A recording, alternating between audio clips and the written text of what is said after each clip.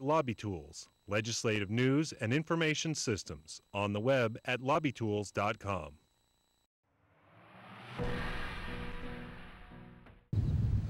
Times are tough on Florida's Forgotten Coast. A water war with Georgia, the BP oil spill, Tropical Storm Debbie, and recent droughts are killing its world-famous oysters. Scenes like this, where oystermen rake in boatloads of rocks, are few and far between.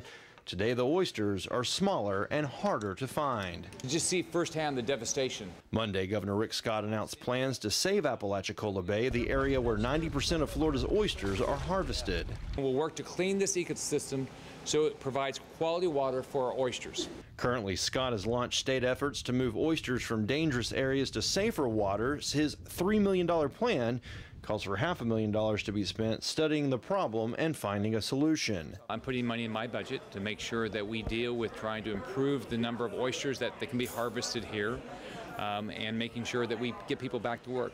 Here in Franklin County, the main concern is the jobs connected to the oyster industry.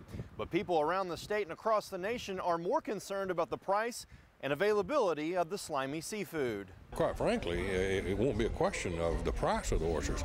It'll be a question of whether or not we can even get them. State Senator Bill Monford was on hand for the governor's announcement. Monford represents the Forgotten Coast and says the oyster problem is cause for concern statewide.